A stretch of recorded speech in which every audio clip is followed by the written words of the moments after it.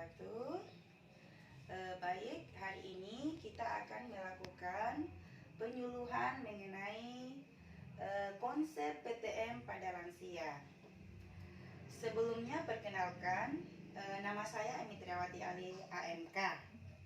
Tempat tanggal lahir, saya lahir di Nggele pada tanggal 13 Oktober 1989. Sekarang saya sudah berusia 33 tahun. Status saya sudah menikah dan punya anak 3 orang. Kemudian pendidikan saya lulusan D3 Keperawatan, lulusan Akper Kabupaten Buton. Kemudian sekarang saya bekerja di Puskesmas Nggele.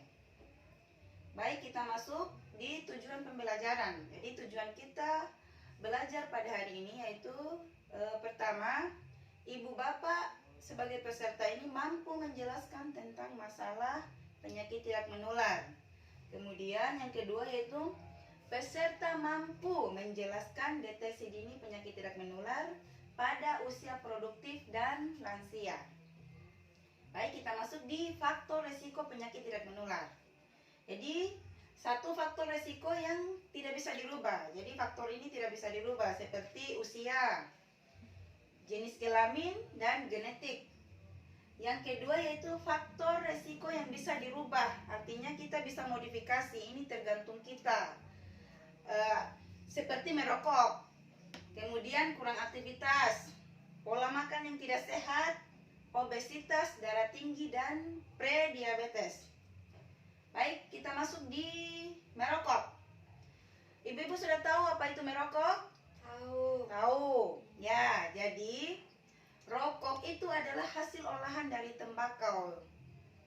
Jadi merokok itu dapat menyebabkan penyakit seperti stroke, kanker, diabetes, gagal ginjal, dan lain-lainnya.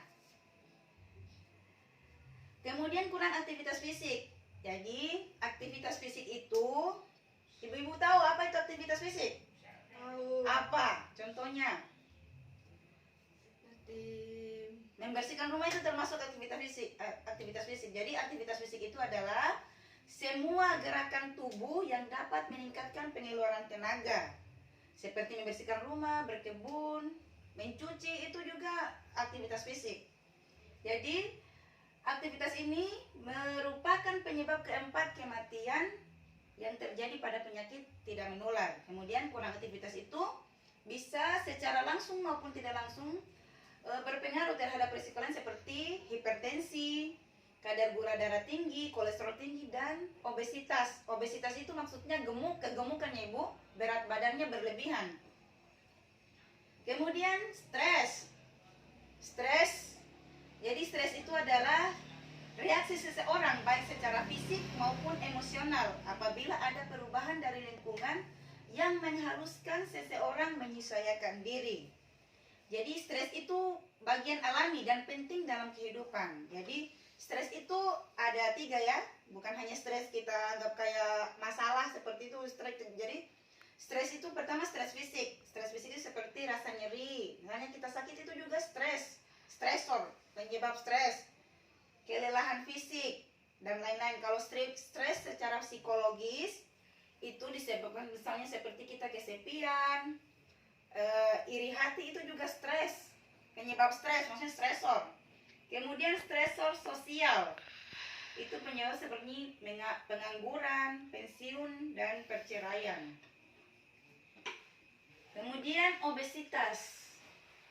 Jadi obesitas itu, ibu tahu tidak obesitas itu apa? Pernah dengar?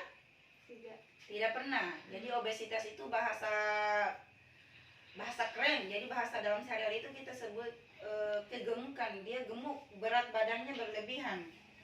Jadi obesitas itu di sini secara ilmiah merupakan penumpukan lemak yang berlebihan akibat ketidakseimbangan energi dan energi yang digunakan. Jadi makanannya kita itu lebih banyak, maksudnya makanan yang masuk dalam tubuh kita itu lebih banyak dibandingkan pengeluarannya.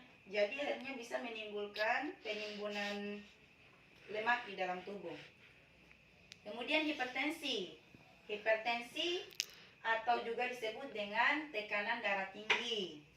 Jadi dia merupakan peningkatan tekanan darah secara menetap tekanan sistoliknya lebih dari atau sama dengan 140 per tekanan sistolik lebih dari atau sama dengan 90, atau juga biasa disebut 140 per, biasanya kalau di tensi ibu-ibu itu selalu bilang 140 per 90 itu sudah dikatakan dia hipertensi atau darahnya tinggi.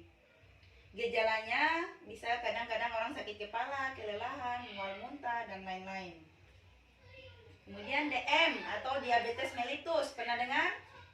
Jadi diabetes mellitus itu biasa juga disebut dengan penyakit gula.